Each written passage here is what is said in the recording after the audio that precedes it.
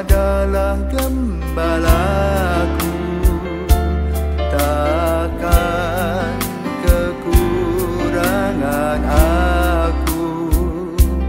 Ia membaringkan aku di padang berumput hijau.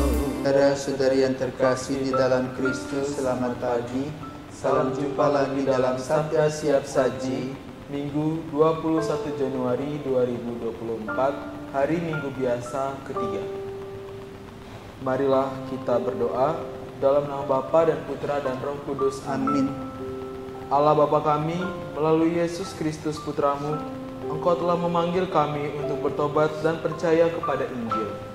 Kami mohon berilah kami keberanian untuk menanggapi panggilan-Mu dan menempuh jalan yang ditunjukkan oleh Yesus Kristus Putramu, Tuhan dan pengantara kami, yang bersama dengan Engkau dan Roh Kudus, hidup dan berkuasa Allah sepanjang segala masa.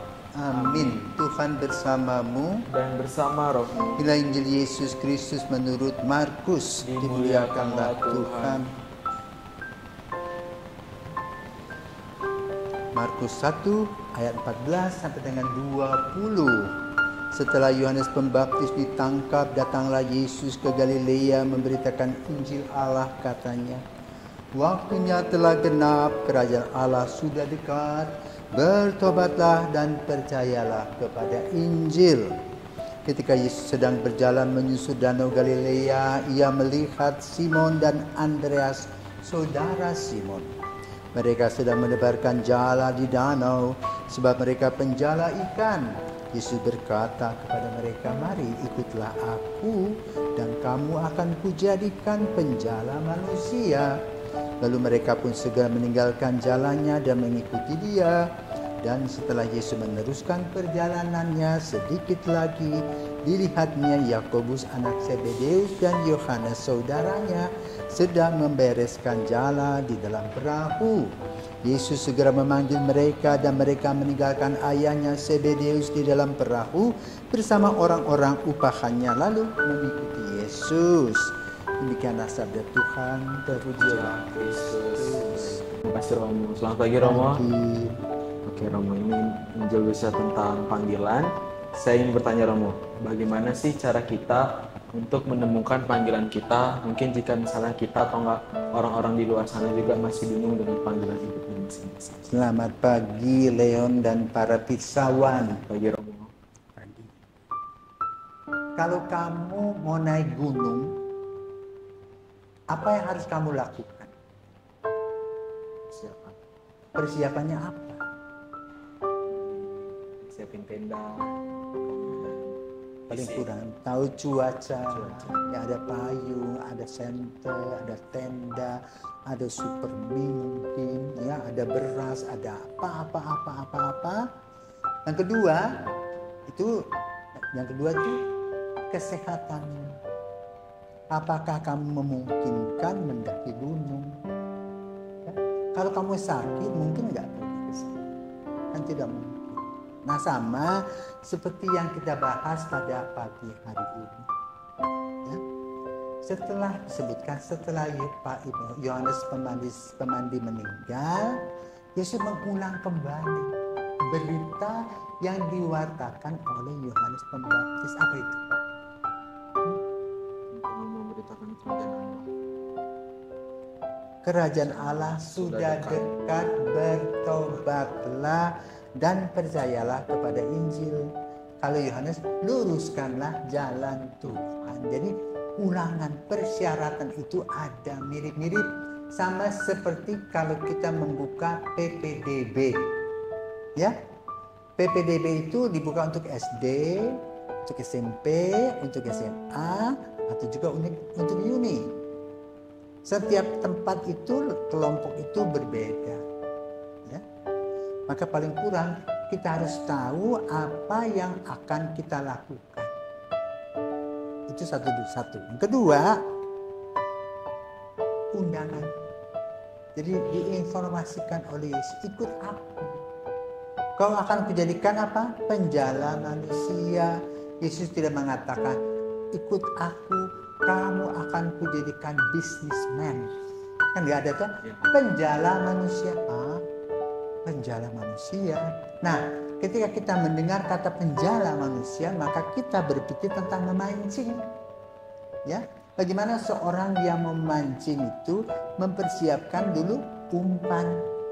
Lemparlah dia umpan itu dengan kailnya dan membiarkan kail itu menggoda ikan-ikan itu. Setelah dia tergoda, ikannya langsung memakan kail itu dan tersangkutlah dia bibirnya. Memberontak dia. Apa yang dibuat oleh yang suka memancing? Mengulur benang yang ada. Ya, tarik lagi, ulur lagi, tarik lagi, ulur lagi, tarik karena sudah lemah. Itu panggilan proses. Jadi Injil pada hari ini membicarakan tentang proses, ya, persyaratan dan proses mengikuti Yesus. Yang kemudian sebagian disebutkan menjadi imam dan sebagainya. Tetapi juga untuk menjadi keluarga sama, menjadi pewarta kabar baik. Ya. Lalu bagaimana reaksi mereka?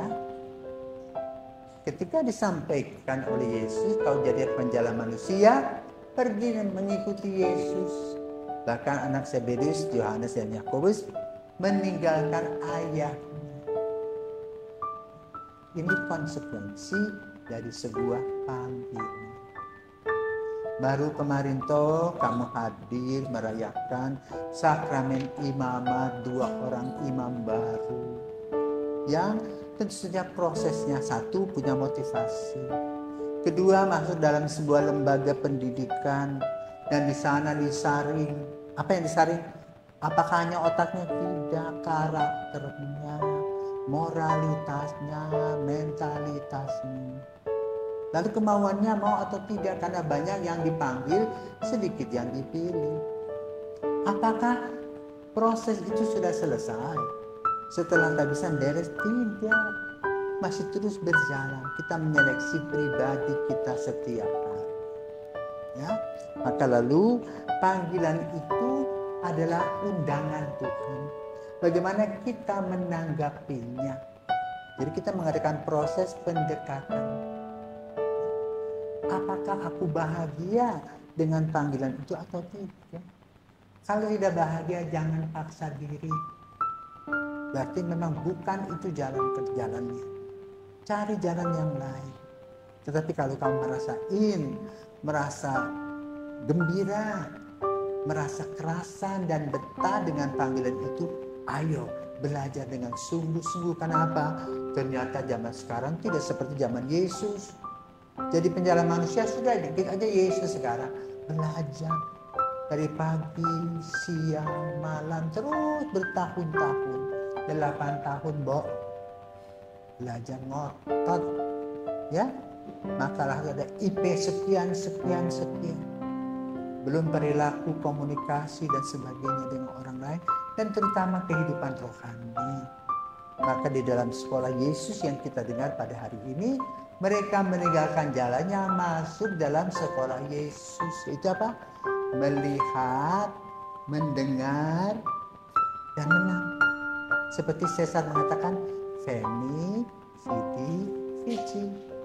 Aku datang, aku lihat, aku menang. Memenangkan apa? Pertandingan kehidupan, menjadi pelayan Yesus, bukan jadi bos. Dengan segala kerendahan hati, bukan dengan kesombongan.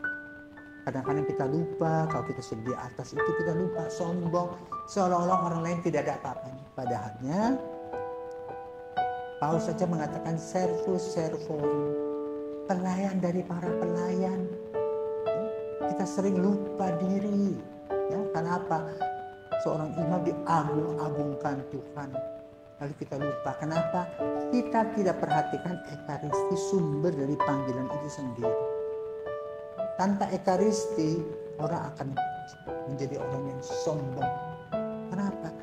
tidak pernah melihat adanya pengorbanan Yesus dalam langkah-langkah hidupnya. Yang ada adalah hedonis, menikmati. Maka para murid menjadi contoh bagi kita semua. Ya, perhatikan motivasinya. Melihat visi misi Yesus dan merasa memiliki, punya sense of belonging yang tinggi. Sehingga mau diberi nanti pada saat estafet kepemimpinan atau pelayanan. Para murid saja nanti lari ketika Yesus disalib. Sama seperti kita biasa lari dari tanggung jawab. Kita mau yang enak-enak saja. Padahalnya mengikuti Yesus berarti berkorban melayaninya, memikul salib, dan mengatakan kabar gembira. Semoga kita yang masih terus berjuang mengikuti Yesus akan mendapatkan jalan keluar, yaitu kepuasan batin dan kebahagiaan, serta bangga menjadi pengikut Kristus. Selamat pagi, Tuhan memberkati.